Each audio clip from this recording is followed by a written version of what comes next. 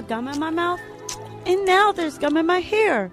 And when I got out of bed this morning, I tripped on a skateboard, and by mistake, I dropped my sweater in the sink while the water was running, and I could tell it was going to be a terrible, horrible, no good, very bad day.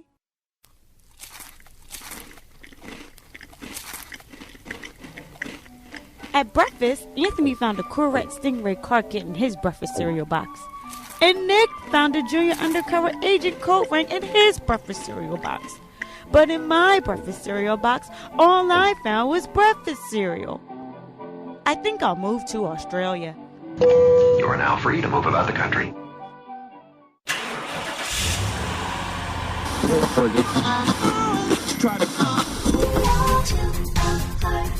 In the carpool, Mrs. Gibson let Becky have a seat by the window. Audrey and Elliot got seats by the window, too.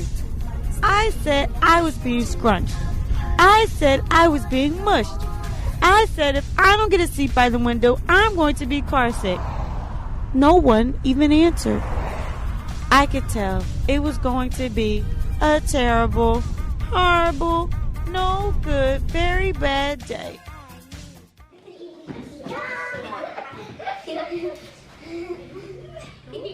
At school, Mrs. Dickens liked Paul's picture of a sailboat better than my picture of an invisible castle. At singing time, she said I sang too loud. Hickory dickory dock, the mouse went up the clock struck one, the mouse fell down, hickory dickory dock. At counting time, she said I left out 16. Who needs 16? I could tell it was going to be a terrible, horrible, no good, very bad day. I could tell because Paul said I wasn't his best friend anymore. He said Philip Parker was his best friend, and Albert Mayo was his next best friend, and that I was only his third best friend. I hope you sit on a tack, I said to Paul. I hope the next time you get a double-decker strawberry ice cream cone and the ice cream part falls off the cone part and lands in Australia. There were 2 cupcakes in Philip Parker's lunch bag, and Albert got a Hershey bar with almonds, and Paul's mom gave him a piece of strawberry roll with the little coconut sprinkles on top.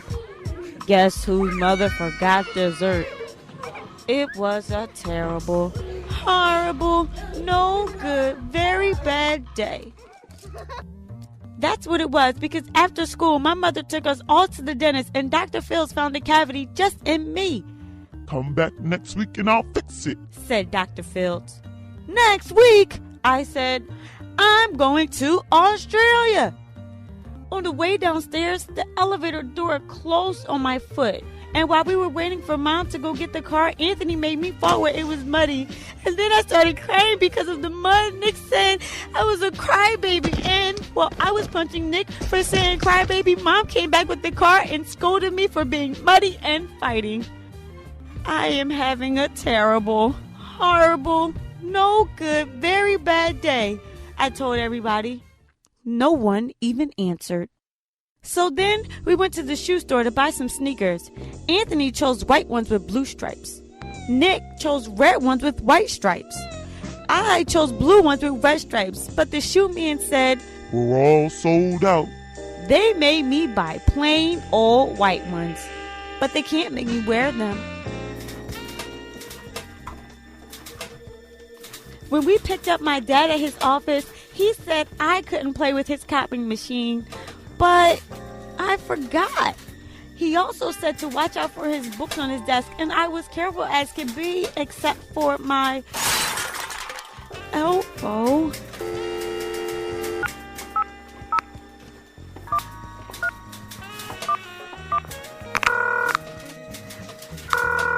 He also said don't fool around with his phone, but I think I called Australia.